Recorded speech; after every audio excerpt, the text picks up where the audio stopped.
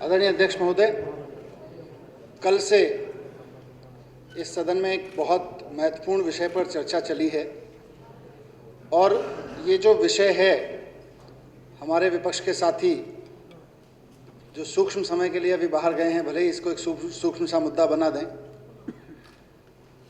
लेकिन ये मुद्दा दिल्ली की गवर्नेंस से जुड़ा हुआ है। दिल्ली के एक एक आदमी के, क्योंकि दिल्ली के लोगों ने बहुत सपने संजो के एक सरकार चुनी है, वो सरकार ठीक से काम करे, पूरे दम के साथ काम करे, पूरी ईमानदारी के साथ काम करे और लोगों की ज़िंदगी में जो बदलाव बाकी सरकारें नहीं ला पा रही थी, दिल्ली की व्यवस्था में, दिल्ली के स्थिति में जो बदलाव लोग अपेक्षा कर रहे थे, जो वो नहीं ला पा रही थी, उनको देखते हुए लोगों ने एक नई सरकार चुनी, इतने प्रचंड बहुमत के साथ चुनी। तो मैं सबसे पहले तो इस बात की निंदा करता हूं कि सदन में बैठे हुए लोग इस प्रस्ताव को, इस चर्चा को बहुत सूक्ष्म मान रहे हैं। ये मान के चल रहे हैं कि ये एक बहुत छोटा सा मुद्दा है। मुद्दा कोई छोटा बड़ा नहीं होता है। इस सदन से बाहर बैठ के जिस व्यक्ति को अपने बच्चे का किसी सरकारी स्कूल में, बल्कि मैं कहूँगा किसी प्राइमरी स्कूल में भी एडमिशन कराना है, उसके लिए उससे बड़ा मुद्दा कुछ नहीं है। अगर उसमें भ्रष्टाचार हो रहा है, वो अगर अपेक्षा रख के चल रहा है कि वो शिक्षा मंत्री से बात करेगा और शिक्षा मंत्री उन गड़बड़ियों को दूर करते हुए कि वहाँ उसका एडमिशन नहीं हो रहा है, या किसी के घर में अगर कोई व्यक्ति बीमार है, उस व्यक्ति को अगर अपने उस अजीज को किसी हॉस्पिटल में एडमिट कराना है, तो उसके लिए उससे बड़ा मुद्दा कुछ होता नहीं है।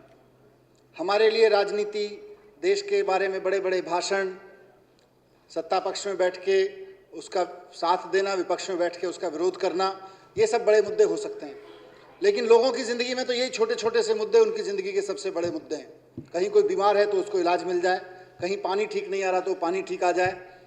लेकिन ऐसा नहीं हो रहा तो कहीं ना कहीं मिस गवर्नेंस की वजह से नहीं हुआ, और अभी भी जो नहीं हो पा रहा है, उस मिस गवर्नेंस के इफेक्ट की वजह से ही देखने में आ रहा है कि अभी समस्याएं दूर करने में बाधा आ रही है। कल से चर्चा चली कि इस जो ये मिस गवर्नेंस थी, इसको और ज़्यादा मिस गवर्नेंस बनाने की साजिश चल रही है। एक चुनी हुई लोकप्रिय सरकार उस मिस गवर्नेंस को ठीक करने की कोशिश कर रही है, लेकिन उससे पहले लोकसभा चुनाव में चुनी हुई एक और सरकार जो केंद्र में बैठी हुई है, उस मिस गवर्नेंस को और बढ़ाने की कोशिश कर रही है। मैं थोड़ा सा समय लेते हुए आपका आज अपनी चीज़ें में बात रखूं। कल से चर्चा चली है। मैं गांधी जी को पढ़ता हूं कभी कभी, उनकी किताब है, मैं लेके आया हूं सदन में, सत्य के प्रयोग। गांधी जी पीछे वहाँ एक फ़ोटो भी है, गांधी जी की पेंटिंग लगी हुई है कैमरे के पीछे, और ये शायद सही है क्योंकि गांधी जी हमेशा कैमरे के पीछे ही रहना ज़्यादा पसंद करते थे, तो आज भी कैमरे के पीछे ही उनका पोर्ट्रेट लगा हुआ है। इसमें दो बहुत महत्वपूर्ण संदर्भ हैं आज की चर्चा से जुड़े हुए। ये संदर्भ, दो घटनाओं का जिक्र मैं इस किताब से करना चाहता हूं आपकी अनुमति से। 1893 में, 1893 में गांधी जी, तब गांधी जी नहीं होते थे, वो मोहनदास करमचंद नाम के एक एडवोकेट थे जो यहाँ से इंडिया से गए थे। एक व्यापारी, दादा अब्दुल्ला नाम के एक व्यापारी के वकील बनकर गए थे, और उनका मुकदमा लड़ने के लिए दादा अब्दुल्ला साहब ने उनको प्रिटोरिया भेजा। प्रिटोरिया जाते हुए रास्ते में हम सब ने बचपन से वो कहानियाँ पढ़ी हैं, दोहराई हैं, प्रेरणादायक कहानियों में सुनी हैं वो घटना की कहानी, तो मैं, वो कोई नई बात नहीं है जिसको मैं बता रहा हूँ, लेकिन उसका संदर्भ ज़रूरी है। हम सब जानते हैं कि कैसे जो पीटर मेरिट्सबर्ग का जो स्टेशन था, उस पर गांधी जी के पास फर्स्ट क्लास का टिकट था ट्रेन में, लेकिन क्योंकि उस समय की भाषा में कहें तो वो कुली थे, वहाँ रंग भेद चलता था, तो वो बतौर कुली उस रंग के होने के नाते वो उसमें नहीं बैठ सकते थे। उनकी परंपराओं के हिसाब से उनको उठा के बाहर फेंक दिया गया। ये घटना हम सब जानते हैं। मुझे लगता है यहाँ जितने लोग बैठे हैं इनमें से कोई इनको नहीं जानता होगा इस घटना को, लेकिन इस घटना के बाद की कड़ी एक महत्वपूर्ण है इस सदन के लिए, गांधी जी को जब निकाल के स्टेशन पे फेंक दिया गया धक्के मार के ट्रेन से, तो उसके बाद गांधी जी ने क्या किया?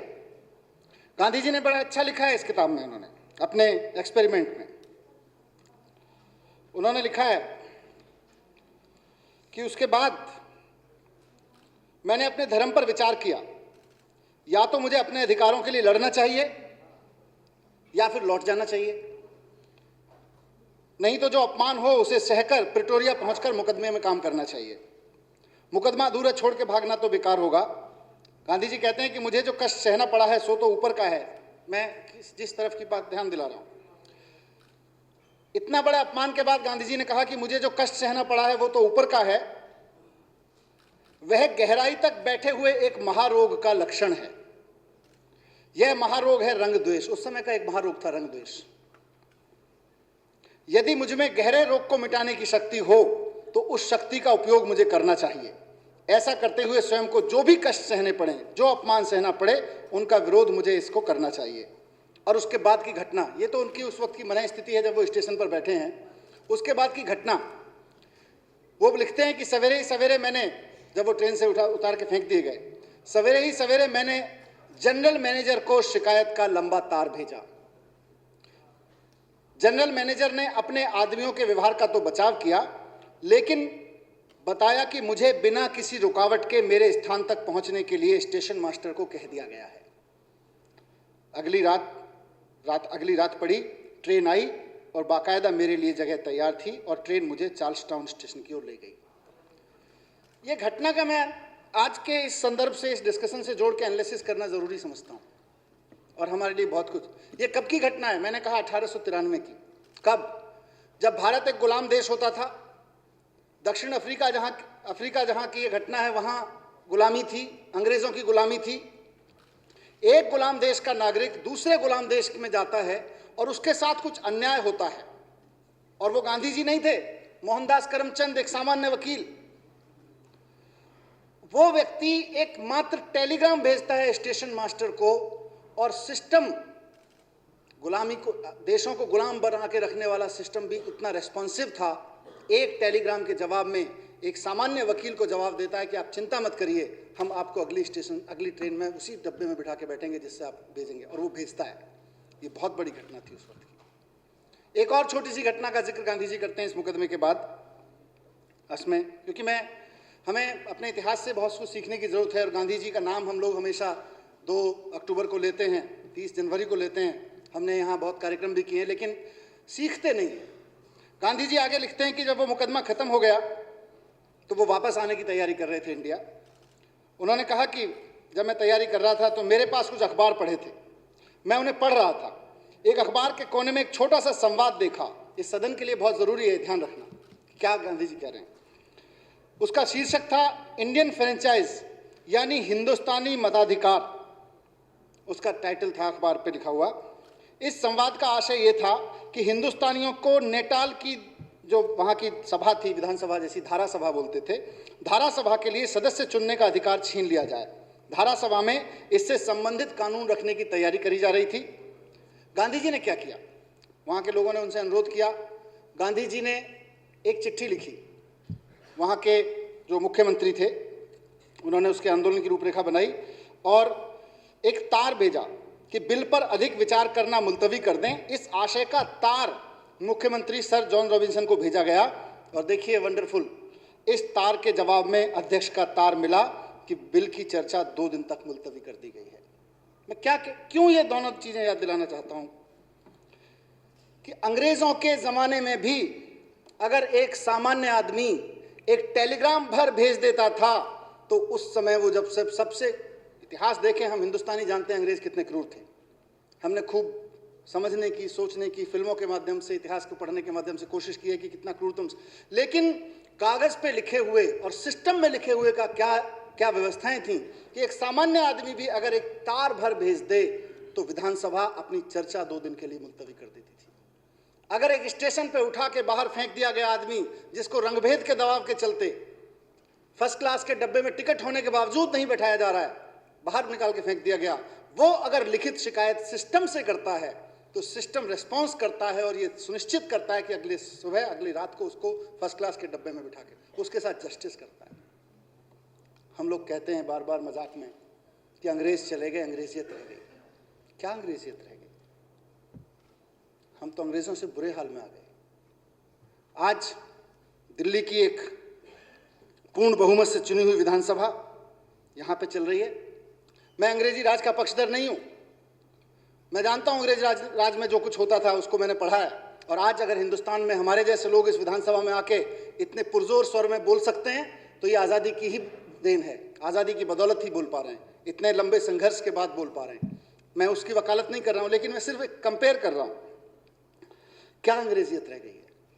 अंग्रेजियत ये रह गई है, हम तो उससे बुरी स्थिति में पहुंच गए, 125 साल पहले की घटना से बुरी स्थिति में पहुंच गए हैं। आज एक चुना हुआ मुख्यमंत्री, चुनी हुई विधानसभा बैठी है, चुना हुआ मुख्यमंत्री विचार कर रहा है, चुनी हुई कैबिनेट, और वो जाके देश के हर दरवाजे पे कह रही है कि भाई आप लोगों ने जो प्रस्ताव पारित किया है वो गलत है, आप लोगों ने जो अधिसूचना जारी की है वो गलत है। और सब कह रहे हैं नहीं साहब, आप तो असंवैधानिक बात कर रहे हैं। यहाँ सदन में बैठ के कहा जा रहा है आपको संविधान की समझ नहीं है, बाहर मीडिया में कहा जा रहा है संविधान की समझ नहीं है।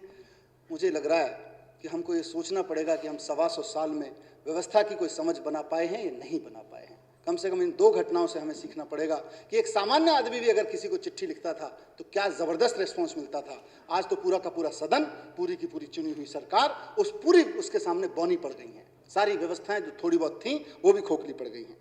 तो अध्यक्ष महोदय, आज और बस उसकी नहीं है कि विधानसभा कह रही है, मैं दूसरी बात इसके साथ जोड़ रहा हूं कि एक आम आदमी कहता था तो क्या होता था। आज देश के लाखों करोड़ों लोगों ने एक पुस्तक को अपनाया है, उसका नाम है देश का संविधान। उसको क्या कहते हुए अपनाया? We the people of India. We the people of India कह के हम लोगों ने अपने लिए जो पुस्तक तैयार किया, अपने लिए जो विधान तैयार किया है, उसका संविधान भी नहीं, उसका सम्मान भी नहीं किया जा रहा है। उसमें जो लिखा हुआ है उसको भी तार तार किया जा रहा है। ऐसी अधिसूचनाएं जारी करी जा रही हैं, उसके तहत बनी हुई पार्लियामेंट का कोई सम्मान नहीं रह गया, उसके तहत बनी हुई विधानसभा का कोई सम्मान नहीं रह गया, उसके तहत चुनी गई सरकार का कोई सम्मान नहीं रह गया। हम लाखों करोड़ों लोगों से के एक तरह से हमने सबने मिलकर लिखा है, we the people of India ने अडॉप्ट किया, वो हमारी आवाज है। एक आदमी की आवाज कितना मायने रखती थी, आज लाखों करोड़ों लोगों की ओर से लिखा गया we the people of India कोई मायने नहीं रख रहा है इन लोगों के सामने। ऐसी स्थिति में हम पहुंच गए हैं। तो अध्यक्ष महोदय, जब हम इस सरकार में आए थे, इनफैक्ट जब हमने तय किया था कि हम दिल्ली का चुनाव लड़ेंगे, तो ऐसा नहीं था कि हमें दिल्ली की सीमाएं नहीं पता थी। ऐसा नहीं था कि हमें नहीं पता था कि दिल्ली को यूटी कहते हैं या संविधान में यूटी का स्टेटस है, स्टेट विद लेजिस्लेचर। पता था कि लैंड, पुलिस, पब्लिक ऑर्डर जैसे सब्जेक्ट इसमें नहीं आएंगे, हमारे दायरे में नहीं आएंगे। उसके बावजूद, ये सब समझने के बावजूद हमने दिल्ली की जनता के साथ चर्चा करके कुछ तय किया था कि हमको सत्ता में भेजो, हमको विधानसभा में भेजो, हम ये काम करेंगे। वो सब समझते हुए हमने कहा था। और हम आज भी दावा कर रहे हैं कि जितने बातें, जितने वादे, जितने इरादे आम आदमी पार्टी या ये विधानसभा 3 तो चले गए, बाकी जितने बैठे हैं, हम लोग जिन वादों और जिन इरादों को लेकर जनता के बीच गए थे वो सब उन्हीं के बारे में है जिनके बारे में हम कह रहे हैं कि इनको भी कर्टेल करने की कोशिश। 3 तो पहले से ही थे, हमको पता था कि पूर्ण राज्य नहीं है, पौना तो है, अब तो आधा करने की कोशिश की जा रही है, धीरे धीरे चौथाई छोड़ने की कोशिश, साजिश रची जाएगी। तो और हमने फिर काम करना शुरू कर दिया। हम तो सत्ता में आए, सोच समझ के आए, हमें पता था यूटी है, लेकिन फिर भी जब हम सरकार में आए, अभी थोड़े दिन पहले हमने एक कार्यक्रम किया था, कई लोगों ने, कई साथियों ने बधाई दी है यहाँ पे। ये जो नोटिफिकेशन है, अब 100 दिन हो गए, 100 दिन में हम काम कर रहे थे, अचानक एक नोटिफिकेशन आता है। ये पुलिस को छीनने के लिए नहीं आ रहा, ये लैंड को छीनने के लिए नहीं आ रहा। ऐसा नहीं है कि हम कह रहे हैं लैंड विभाग हमारा है, हम ये नहीं कह रहे कि पुलिस हमारे अंडर में आनी चाहिए, हम ये नहीं कह रहे कि पब्लिक ऑर्डर हमारे अंडर में आना चाहिए।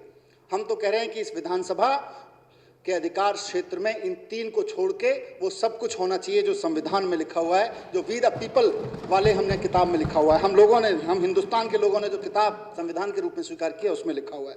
हम तो वही तो कह रहे हैं, कहाँ से संवैधानिक हो गया। ये नोटिफिकेशन जारी होता है, 100 दिन से जो सरकार लगातार काम कर रही थी, दिन रात मंत्री, विधायक सब लगे हुए हैं, पार्लियामेंट्री सेक्रेटरीज बनाए गए, वो लगे हुए हैं। बिना तनख्वाह के, बिना कहने के लिए कोई कुछ भी कहता रहे, बिना घोड़ा गाड़ी के सब बेचारे लगे हुए हैं, अपने पैसे से आते हैं खर्च कर करके, सब लगे हुए हैं और 24 घंटे काम कर रहे हैं। लोगों की ज़िंदगी में बदलाव आ रहा है। लोग कहने लगे हैं यार ईमानदारी की सरकार तो आई है। लोग कहने लगे हैं कि बिजली पानी तो सस्ता हुआ है। लोग कहने लगे हैं स्थिति ओवरनाइट कुछ चीज़ें नहीं होती हैं, कुछ हो सकती हैं, जो हो सकती हैं वो की हैं, जो नहीं हो सकती हैं उन पर लंबा काम शुरू हो गया है। यहीं से इस नोटिफिकेशन की ज़रूरत महसूस हुई उन लोगों को जो संविधान को नहीं मानते, जो एक आदमी की आवाज़ को नहीं मानते, जो we the people of India की आवाज़ को नहीं मानते, उन लोगों को इस नोटिफिकेशन की ज़रूरत महसूस हुई और उन्होंने तालिबानी नोटिफिकेशन जारी किया कि दिल्ली की सरकार अब ये पूर्ण राज्य छोड़ो, हम तुम्हें पौने राज्य लायक भी नहीं छोड़ रहे हैं। ये उन्होंने इस मानसिकता के साथ, ये मानसिकता वही है, वही रंगभेद वाली मानसिकता। हम बहुत बड़े हैं, हमारे सामने संविधान क्या और आम आदमी क्या, एक आदमी क्या। तो लेकिन हम लोग काम कर रहे हैं, ये नोटिफिकेशन जारी कर रहे हैं। क्यों नोटिफिकेशन जारी कर रहे हैं? क्योंकि उनको डर है कि ये 100 दिन में सरकार जितना आगे बढ़ गई, अगर इसी तरह से काम करती रही तो फिर वास्तव में ये संविधान के, इसी संविधान में नीति निर्देशक तत्व लिखे हुए हैं, उसमें एक बहुत शानदार हिंदुस्तान का एक सपना दिखाया गया है। वो सपना सच होने लगेगा और संविधान सच होने लगेगा। इस संविधान के माध्यम से देखा गया सपना सच होने लगेगा। ये उनको डर है, ये नहीं कर सकते। अपनी क्षमताओं को लेकर उनको डर है, वो नहीं कर सकते। वहाँ उतनी ईमानदारी, इतनी मेहनत से काम नहीं कर सकता, अपनी क्षमताओं को लेकर उनको डर है। और यहाँ बैठे हुए लोगों की क्षमताओं पर उनको लग गया है कि अगर इनको इसी तरह से अधिकार मिले रहे और ये करते रहे तो वो काट रहे हैं। इसलिए काट रहे हैं क्योंकि पहली बार दिल्ली में एक ऐसा मुख्यमंत्री आया है जो सीना तान के खड़े होकर कहता है कि मैं दिल्ली सरकार के किसी भी दफ्तर में भ्रष्टाचार नहीं होने दूंगा। दिल्ली क्षेत्र के, सिर्फ सरकार नहीं, दिल्ली के लोग जिन जिन भी सरकारी दफ्तरों से डील करते हैं वहां रिश्वत नहीं चलने दूंगा, नहीं चलने दूंगा, नहीं चलने दूंगा। पहली बार ना सिर्फ कहता है बल्कि करके भी दिखाता है। इसलिए वो घबरा गए हैं। वो इसलिए घबरा गए कि सरकारी दफ्तरों में रिश्वत बंद हो गई है, तो साथ साथ जो ठेके पहले इसलिए ये कह के लिए जाते थे कि 100 करोड़ का प्रोजेक्ट है तो ऐसा करो 120 करोड़ का बना दो, वो अब 100 करोड़ नहीं बल्कि 80 करोड़, 20 करोड़ में, 50 करोड़ तक में होने लगे हैं। क्योंकि वहाँ का कमीशन कट बंद हो गया है, वहाँ की फिजूल खर्ची बंद हो गई है, वहाँ के ओवर एस्टिमेट बंद किए जा रहे हैं। इसलिए वो घबरा गए हैं कि ये जो भ्रष्टाचार का, लूट खसोट का, जनता की मेहनत की कमाई पे ऐशो आराम करने का जो साम्राज्य खड़ा किया जाता है राजनीति के माध्यम से, लोकतंत्र के नाम पर, सरकार चलाने के नाम पर, उस पर खतरा मंडरा रहा है।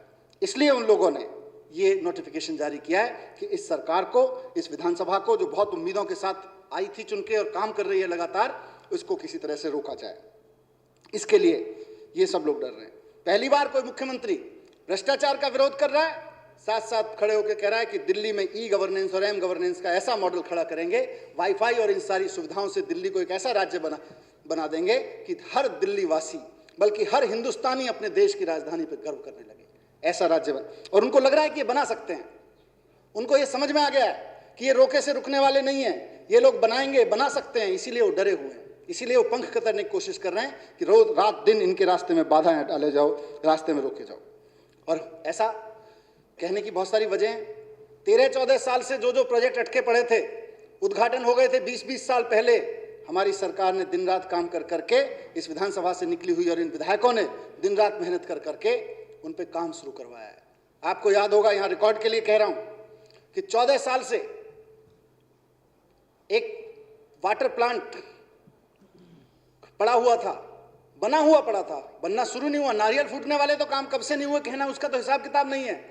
जिस पर इंजीनियर्स ने मेहनत करके, काम करके, ठेकेदारों ने पूरा भी कर दिया, बिल्डिंग भी बना दी, प्रोजेक्ट भी पूरा कर दिया, उसके बावजूद वो चालू नहीं हो रहे थे क्योंकि वहां पानी का टैंकर माफिया काम करता था, उसके आगे सरकारें झुकी हुई थी।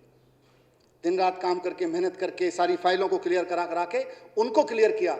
आज 13-14 साल से रुके हुए प्रोजेक्ट पूरे हो गए, जो बिल्डिंगें बन के खड़ी हो गई थी। जो कल हमारे साथियों ने बताया, मंत्री जी ने भी बताया, प्रेजेंटेशन में अलग अलग आता है और दिल्ली के लोग देख रहे हैं। सिग्नेचर ब्रिज जैसे लोग, या दूसरा कौन सा फ्लाईओवर है उसका नाम आप ले रहे थे, बारापुला फ्लाईओवर नहीं, एक एलिवेटेड रोड, ये सारी चीजें ऐसे कछुआ चाल से चल रही थी। ये सरकार और ये विधानसभा में बैठे हुए विधायक, इन सब की मेहनत से कहीं ना कहीं उसमें बहुत तेजी से काम होने लगा है और अब लगने लगा है कि अब ये टाइम बाउंड तरीके से अब पूरे होने लगेंगे। इसलिए वो घबरा गए कि टाइम बाउंड तरीके से काम हो रहा है, एक विजनरी तरीके से काम हो रहा है, दिल्ली की लाइफ को मॉडर्न बनाने पे काम हो रहा है, दिल्ली में भ्रष्टाचार खत्म हो रहा है, इससे घबरा गए। ठेका कर्मचारियों को नियमित करने पे काम हो रहा है, इससे घबरा गए। बिजली सस्ती हो गई, हर आम 80-90% दिल्ली के लोग कहने लगे हैं कि भाई अभी देखो और कुछ हुआ हो ना हुआ हो, समय तो लगेगा, पर हमारे यहाँ बिजली के बिल सस्ते हो गए, इससे घबरा गए। पानी के दाम घट गए हैं, इससे घबरा गए हैं। तो ये सब घबरा गए हैं इस चीज से। जनता से पूछ के बजट बनाना शुरू किया। पहली बार जनता को पता चला कि एक विधानसभा में कितने करोड़ रुपए खर्च होते हैं तो क्या होता है। प्रयोग शुरू किया है, सफल रहेगा, आगे इसको और पूरी दिल्ली में करेंगे। जनता से पूछ के बजट बनाना शुरू किया तो इससे घबरा गए। बोले हमारे बजट के तरीके तो ये थे कि कहीं डील कर दो, उसकी पॉलिसी बना दो, ये तो जनता के बीच में ले आते हैं, सारा कुछ डील डॉल यहीं से तय हो रहा है, जनता के बीच में तय हो रहा है। इससे घबरा गए। इससे घबरा के और एक बड़ी चीज जो कही, जिससे सबसे ज्यादा घबराए, पहली बार दिल्ली के किसान को किसान माना गया। हमने दिल्ली में ऐसी मुख्यमंत्री देखी हैं जिन्होंने कहा कि दिल्ली में, मैं तो पत्रकार रहा हूं, मैंने पढ़ा भी है, रिपोर्ट भी किया है और दुख भी व्यक्त किया है अपने समाचारों में कि कैसे मुख्यमंत्री के मुंह से हमने सुना है कि क्या दिल्ली में किसान रहते भी हैं, दिल्ली में कहां खेती होती है। आज उसी दिल्ली में जब देखने निकले हैं तो करोड़ों रुपए की फसल उनकी बर्बाद हुई है। पहली बार दिल्ली के किसान को किसान मान के उसको गले से लगाया गया है। आज वो, इसलिए वो घबरा गए हैं। तो ये सारी घबराहट कहीं ना कहीं इस नोटिफिकेशन के रूप में सामने आई है। अध्यक्ष महोदय, मैं इस नोटिफिकेशन, जैसा मैं कह रहा हूं बार बार कि सैटरडे संडे भी काम कर रहे हैं, 24 घंटे 7 दिन काम कर रहे हैं। ये नोटिफिकेशन 21 तारीख को आया था। उसके बाद सैटरडे को हमको तो आदत है कि घर में देर तक सोते नहीं, निकल पड़ते हैं, जनता आ जाती है, लोग मिलते हैं, सरकार और नहीं होता तो दफ्तर में बैठ के काम करते हैं, अपनी फाइलें निपटाते हैं, पढ़ाई करते हैं, पढ़ते हैं उनको।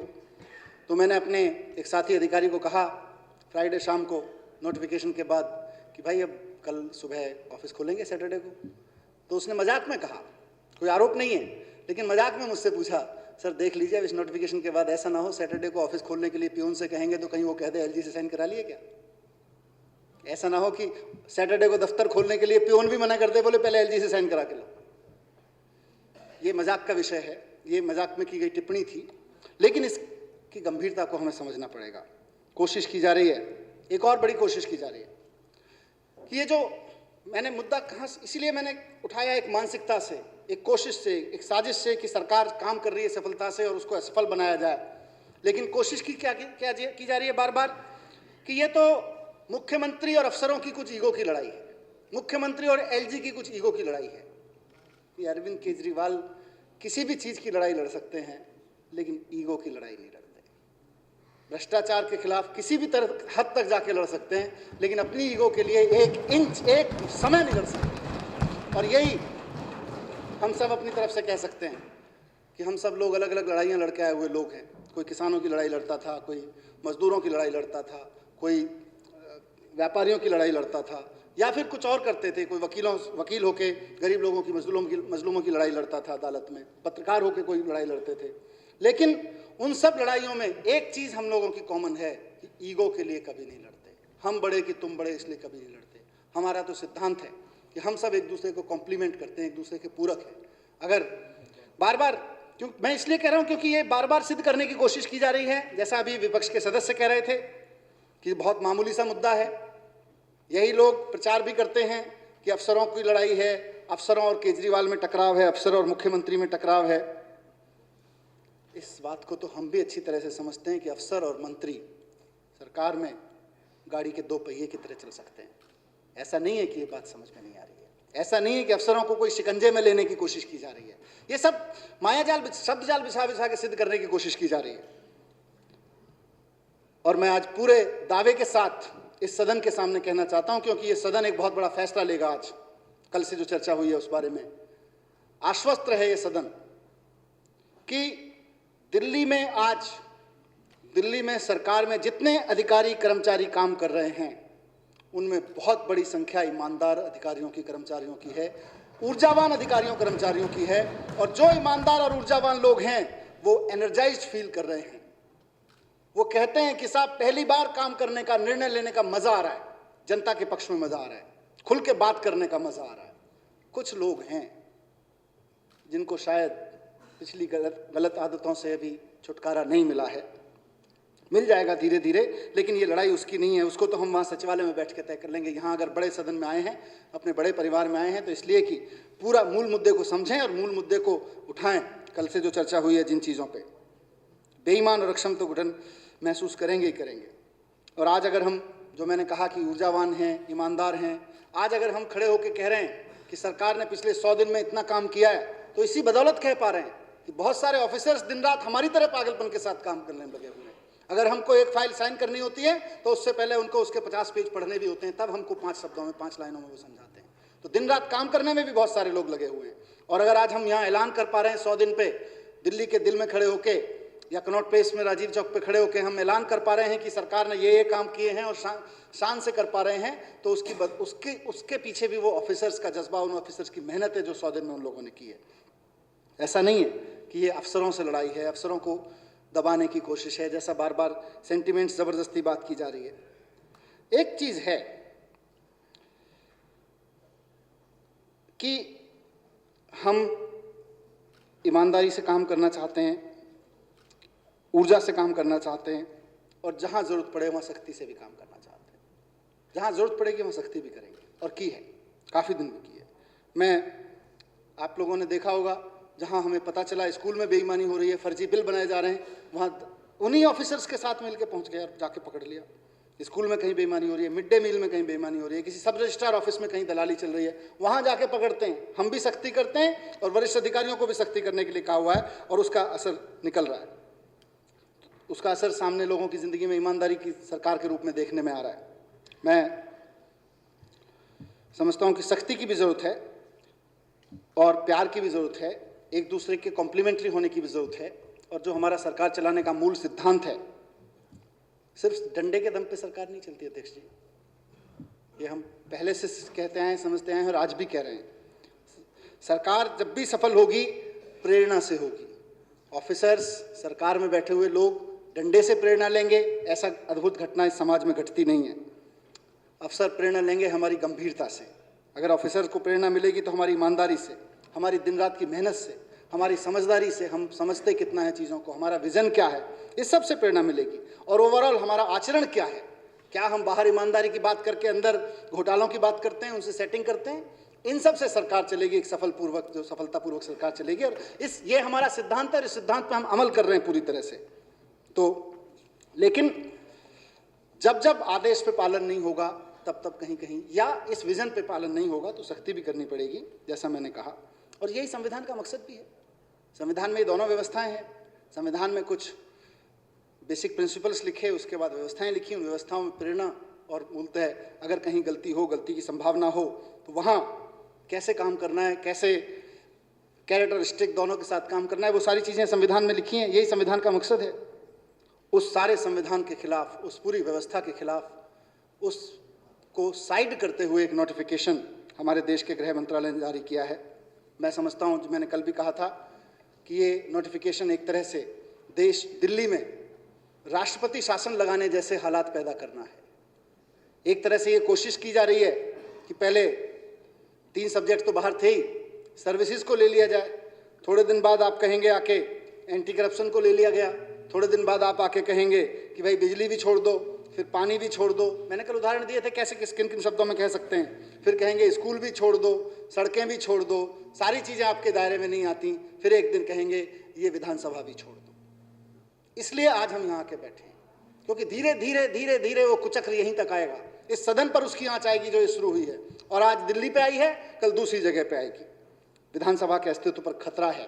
ये नोटिफिकेशन सिर्फ दिल्ली सरकार के अधिकारों को पंख कतरने की कोशिश नहीं है, दिल्ली सरकार के कामकाज में बाधा डालने की कोशिश नहीं है, बल्कि ये नोटिफिकेशन इस विधानसभा के अस्तित्व पर खतरा है। अध्यक्ष महोदय, मैं बहुत सोच समझ के ये बात सदन पर रखना चाहता हूं। हमारे संविधान में 3 सभाओं का जिक्र है, एक ग्राम सभा, एक विधानसभा और एक लोकसभा, पार्लियामेंट। बेसिकली लोकसभा राज्यसभा उसके हिस्से, लेकिन लोकसभा। ग्राम सभा की बात यहाँ करना अभी उस दायरे में नहीं है, क्योंकि शहरीकरण हो गया है, अभी ग्राम सभाएं हैं, लेकिन फिर भी उस सेंस में नहीं है।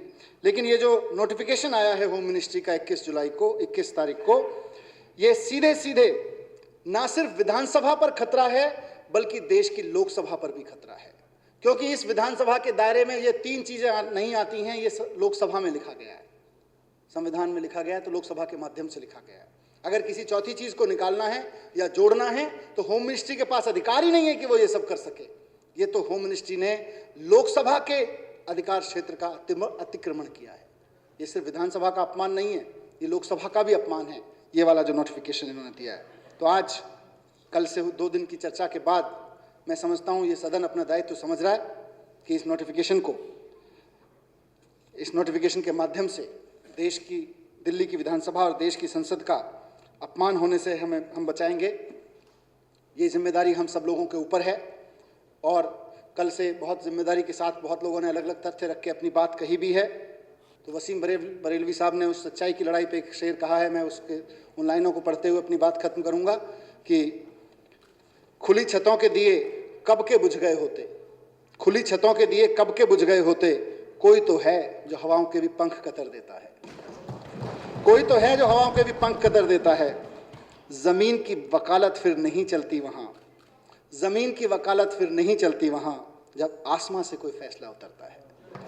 तो ये हम अपनी नहीं लड़ रहे, कुदरत कुछ करा रही है, दिल्ली के लोगों से कुछ करा रही है, हमको यहाँ बिठा के कुछ कराना चाह रही है। हम सब इस बात का ध्यान रखते हुए अब फैसला लें, क्योंकि काफ़ी समय हुआ है। हम मुख्यमंत्री जी को भी सुनेंगे, लेकिन जो भी फैसला लें दिल्ली के हित में, दिल्ली की विधानसभा के हित में लें और इस सदन में जो प्रस्ताव पेश हुआ है उस पर लें। बहुत बहुत धन्यवाद अध्यक्ष महोदय।